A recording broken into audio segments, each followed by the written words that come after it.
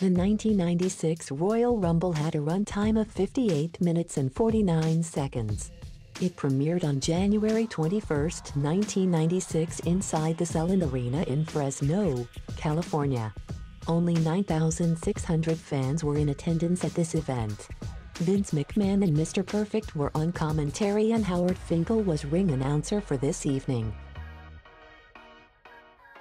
Now I'll admit, my enjoyment of the 96 Rumble might have been influenced by how bad 95 was. Still, I can't lie to you, I quite enjoyed this Rumble. Was it the greatest of all time? No.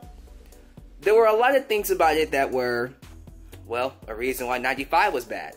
A lot of no names, but there were some names in here. You had the first time appearances of Big Van Vader, legend. Steve Austin, not as Stone Cold Steve Austin, but the Ringmaster. You had Hunter Hearst-Helmsley, who would later become Triple H. You had Owen Hart. Fatu, as you guys know, would become Rikishi. So when you look at the 96 Rumble, you start to notice, okay, the talent roster is growing, the pieces are falling into place. It is now up to WWF to take those pieces and form them into what would later be known as the Attitude Era. But this is the beginning stages. I think we called this era the New Generation. So a lot of talent aren't quite established yet. So with that in mind, you only had, what, maybe 2 or 3 choices who would win this?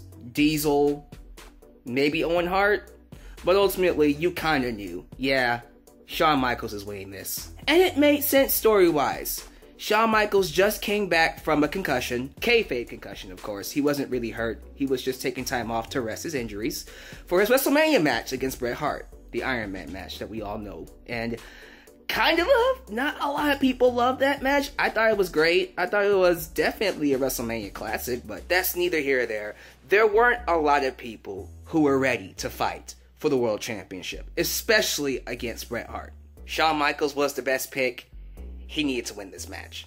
So, long and behold, the winner, for a second year in a row, the second man to win back-to-back Rumbles.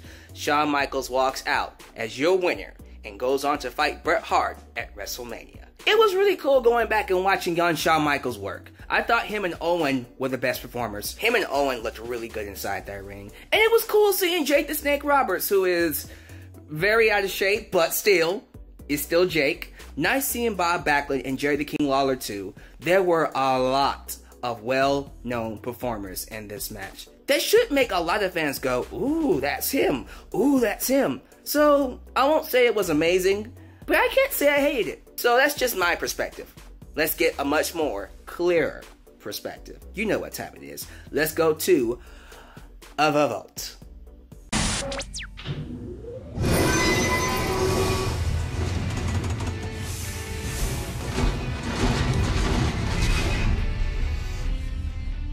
The 1996 Royal Rumble match. And this Royal Rumble match started a trend that would pretty much remain a trend until present day.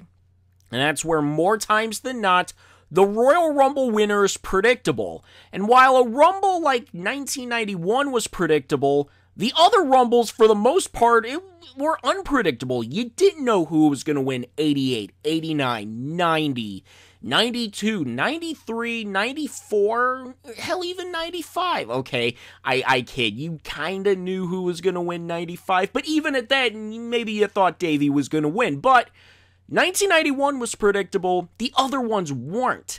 However, starting in 1996, going to present day, more times than not, you know who's going to win the Royal Rumble match at the beginning of the year. Hell, you knew who was going to win the Royal Rumble match at the end of the prior year.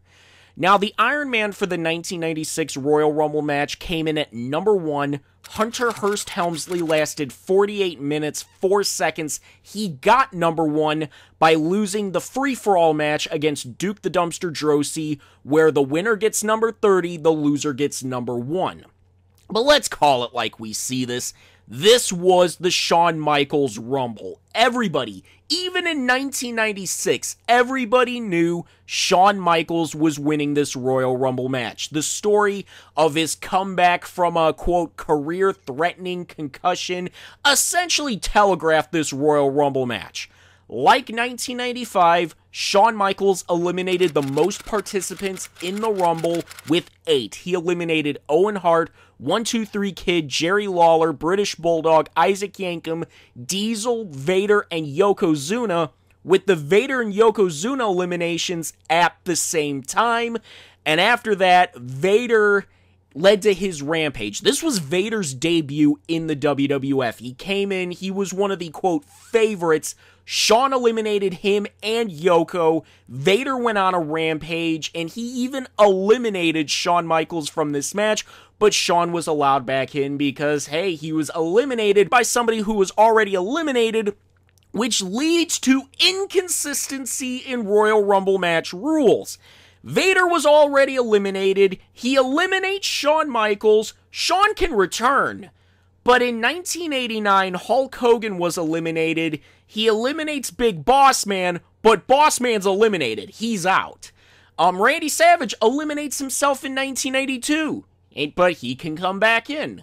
However, Andre eliminates himself in 1989, and Andre's eliminated. Hell, in this Royal Rumble alone, Steve Austin, as the ringmaster, was supposed to be in the Final Four, but accidentally got eliminated. They didn't allow him back in because, well, he's supposed to be in the Final Four, but he was eliminated, so he's eliminated. However, Randy Savage in 1992 accidentally eliminates himself, like I already mentioned. He was allowed back in because, well, he wasn't supposed to be eliminated. He's supposed to be in the Final Four, so it's like, it's inconsistent as hell, the rules. It's like, okay, eliminated people can eliminate people sometimes, but not others. And, you know, some people can eliminate themselves and come back in, but it's inconsistent as hell. And they think we're too dumb to notice shit like that, but I digress.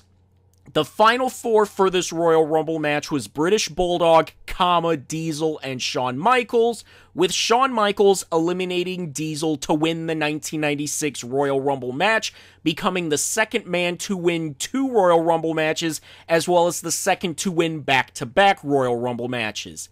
As a Royal Rumble match, it was an okay Rumble match, nothing fantastic about it. Compared to the year prior, it was amazing, but standalone, 1996 was an okay Royal Rumble match. Again, nothing fantastic. All in all, it was the Shawn Michaels Royal Rumble match. Not saying it was bad or anything, and not saying it was a bad thing that you knew Shawn was going to win, but it was still predictable nonetheless.